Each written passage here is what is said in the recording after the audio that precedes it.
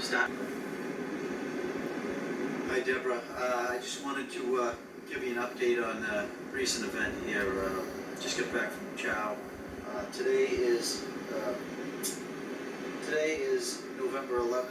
The time is 22:16 hours. Happens to be Veterans Day. Sergeant Bowen and I went out for chow over an hour ago, and as always, we pulled in, found our usual parking spot, sat down and had something to eat. It all went well. They had a pretty good meal for Veterans Day, and we were enjoying it. And after we were done, we picked up our plates and went on our way.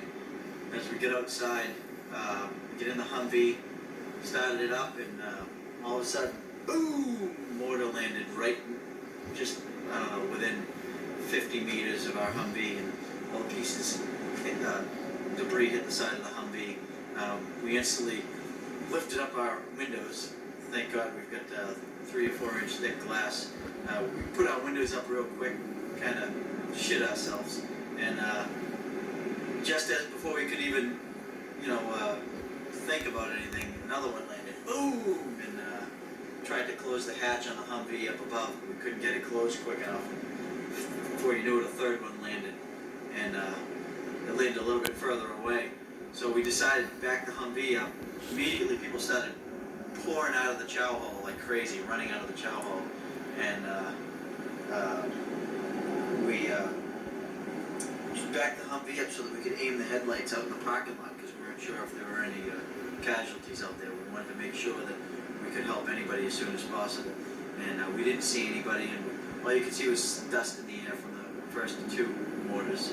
We started rolling forward, looking both ways, and Sergeant Bowen said, I think that third one landed out back. So we decided to drive around back, and as we're going around back, we're looking, we saw nothing. We didn't see any casualties, thinking it was, we lucked out again. And we get around back, and in the distance you could see a person laying down on the ground. And I don't know if you can see the blood that's all over my uniform here. Sergeant Bowen's got on his uniform, but he's too modest to do an interview on tape. He refuses to do an interview.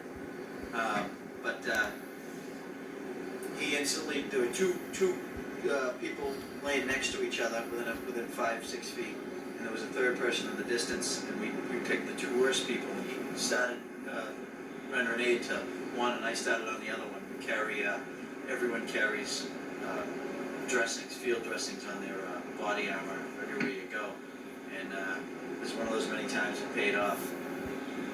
I used my field dressing immediately. First I started cutting, both of us started taking the guys, he took his patient's clothes and removed them to look for any injuries, and I started cutting took my knife out, started cutting the guys. They had like one of those smocks. They were Filipinos that are KBR contractors that work in the chow hall. What had happened is that third mortar landed right through the roof of the chow hall that we were just in, and blew up in the kitchen. These 3 guys came staggering out and fell on the ground, and they had these smocks on for working in the chow hall. Cut that off, cut off his shirt, cut his pants down, and he was screaming, his guy was screaming, and started looking for injuries.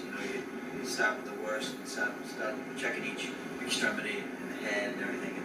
And immediately found shrapnel just in his lower left groin, hanging out of him, pulled that out. Big chunk in his left thigh. Actually, a couple of chunks in his left thigh. He had one right in the center of his chest, hanging out of his chest. And his left bicep was totally ripped open, hanging out. He had a small one in his right arm. Sergeant Bowen, his guy had a few injuries as well.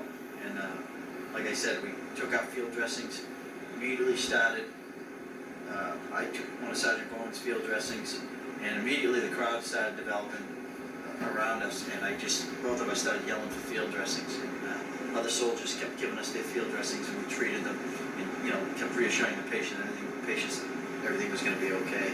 Meanwhile, we're hoping no more mortars are going to land, but we're just mainly concerned with taking care of the the injuries. We wanted to make sure we did everything in our power to take care of the situation. But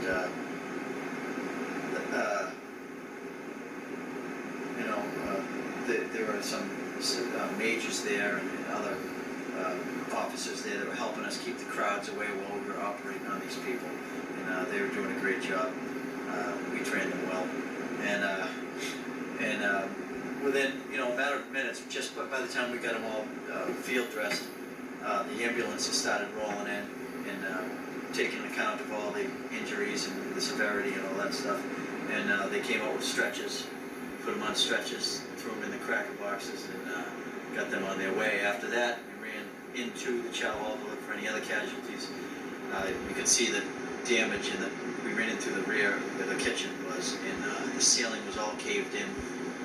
There was water rushing across the floor, and there was still food smoking on the grills. Sergeant Bowen said, "Go check that out, because we could have a fire." Sure enough, the steak, they had like shaved steak on the grill, was smoking. So,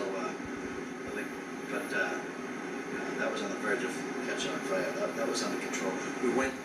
There were no other casualties inside the chow hall or on the other side of the chow hall. Once that was all squared away and we had done our thing, we just cleared the area. And we just got back from the TMC because there's certain procedures you have to go through in situations like this, and when you have blood contamination all over your body, we had it all over our hands, and so you have to go to the TMC and they check your blood for hepatitis and stuff like that. But we didn't have any open cuts, so they had bigger fish to fry, and in the whole scheme of this whole disastrous country, that was really minor for us. But that's it. Just wanted to, before I get undressed, give you this tape, let you know what happened. I just got offline with you, literally minutes before I left. We were instant messaging about filming, and I just got offline with you. And last thing he said to me was Happy Veterans Day. So I don't know if it was a Happy Veterans Day, but the meal was good. So that's it. Thank you.